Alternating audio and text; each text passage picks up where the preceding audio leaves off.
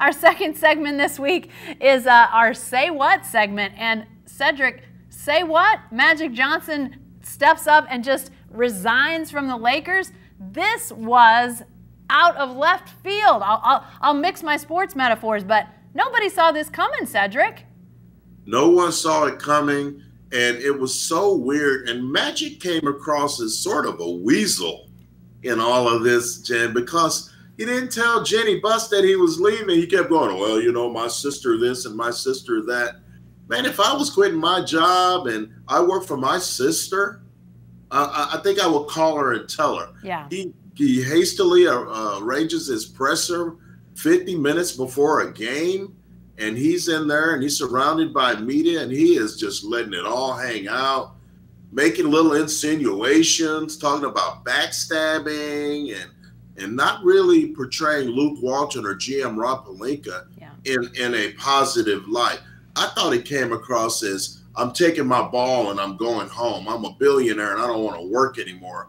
I thought it was one of the most unprofessional things I've ever seen. I love Magic Johnson. We know his story and what he's overcome in his life. But professionally speaking, I thought that was horse crap. I didn't like it at all. Well, and you know, the whole thing he said, I want to have fun again. Well, okay. But yeah, no, Cedric, I think you're right. What are you, 7? I mean, want to have fun again? I mean, come on. Yeah. You want to have fun again. And you know what? If he wants to have fun as a fan, go for it. But to me, at this point, I don't know how Magic Johnson ever gets another basketball front office job. I mean, and maybe he doesn't want one. Maybe that's the end game here. You know, he worked for the team that he played for. Maybe that was a dream spot. He found out it wasn't what he thought it would be. It wasn't nearly, you know, the joy ride that he expected. I don't know. They win the LeBron sweepstakes. Everybody thinks they're heading on the up and up. Then things fall apart with Kawhi Leonard. They don't get him in the offseason. Then they go after Anthony Davis, and that becomes the train wreck that, you know, not only messes with the Pelicans, but messes with the Lakers. They fall apart. Now what's next becomes a huge question mark as LeBron ages, and it looks like he needs a serious superstar sidekick in LA. And so, you know, yeah, I don't know. The hard work was coming, Cedric. I mean, to this point, as bad as the Lakers were, you know, if Magic Johnson thought this was tough, he was about ready to face some really tough questions. You know, does this mean that maybe superstar players might think twice about going to play for the Lakers just because of the mess that all this has become? I don't know. To me, that's the next big question for the Lakers after all of this with Magic Johnson. What does this do for the Lakers in their attempts to try to lure another great player?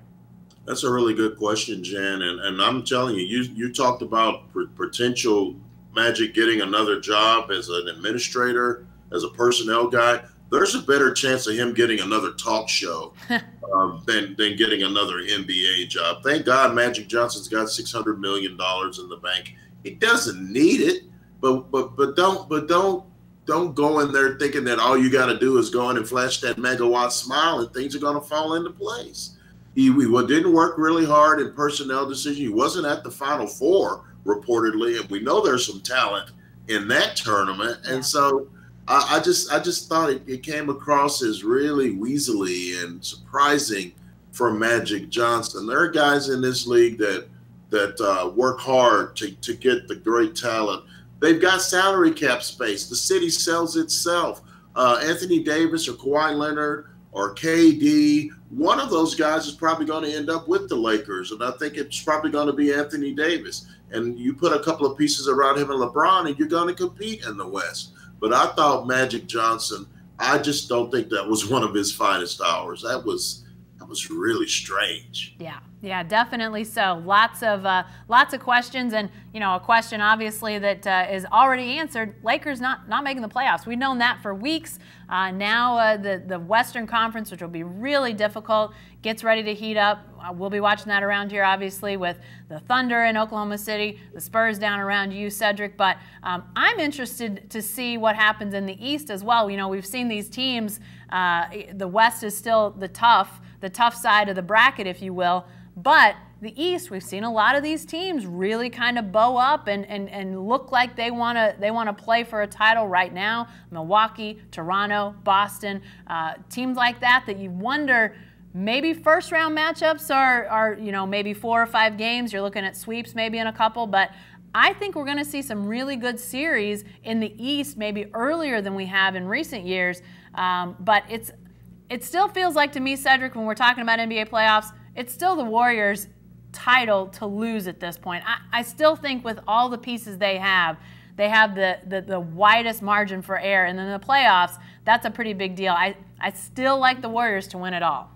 I do too. Steph Curry hurt his ankle, and he's probably going to be limited in the first round. They'll probably be really careful with him. They get the Los Angeles Clippers. They shouldn't have any problem with the Clippers. They should take them out in 4 or 5. And so after that, it gets a little scary if you're looking at a Houston or somebody like that.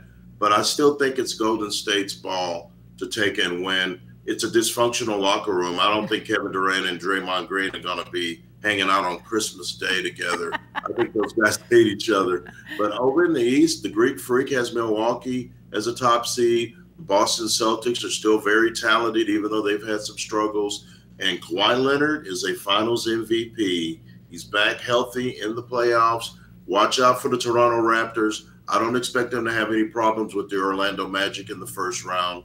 I think it's going to be Milwaukee and Toronto in the Eastern Conference. Though one of those teams is going to come out of the East. Yeah, I like both of those teams as well. And it's exciting to see some teams that maybe haven't, been in the mix for a while be there, especially if the West offers up Golden State again, which, there are some great teams in the West. There's no doubt about it. But it's hard to see how, when you've got the wealth of shooting talent that the Warriors have, it's hard to see how they don't find a way to get it, even with all of the pitfalls that the West presents. It's hard to see how they don't figure out a way to get through there.